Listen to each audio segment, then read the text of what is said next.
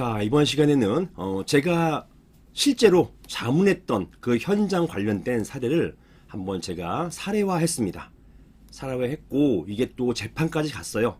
재판에서 승소한 사례인데요. 제가 여기에 대해서 한번 여러분들과 나눠보겠습니다.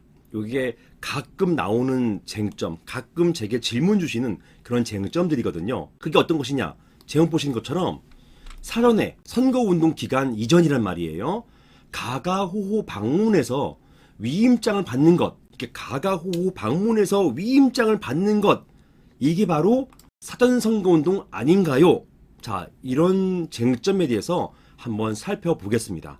이게 두 가지 쟁점이 섞여 있어요. 하나는 뭐냐면 선거운동 기간 전에 위임장 받는 것, 이게 사전선거운동이냐? 자, 두 번째 쟁점은 가가호호 방문해서 위임장 받는 것, 이것이 과연 선거운동이냐? 자, 이런 두 가지에 대한 쟁점입니다. 자, 관련해서 제가 이걸 질문으로 만들었어요. 한번 보시겠습니다. 안녕하세요, 변호사님. 저는 부산에 있는 주상복합 건물 구분 소유자입니다. 다름이 아니고 저희 건물 선거관리 규정에는 선거운동 기간을 정해놓았습니다. 그리고 이 부부자는 가가호호 방문해서 선거운동할 수 없다. 즉 선거운동 기간을 정해놨다라는 것은 그 선거운동 기간 이외에는 선거운동 해서는 안 된다는 거죠. 자, 그리고 선거운동의 방법 중에서 안 되는 걸 정해놨어요. 이게 가가호호 방문하는 선거운동, 요거는 안 된다고 해놨습니다. 자, 그런데 저희 건물 관리인 후보를 하려는 사람, 관리인 되려는 사람이죠. 관리인 후보를 하려는 사람 A씨가 선거운동 기간 전이기는 하지만 가가호호 방문해서 입주자들로부터 관리인 선임의 건에 대한 위임장을 받았습니다.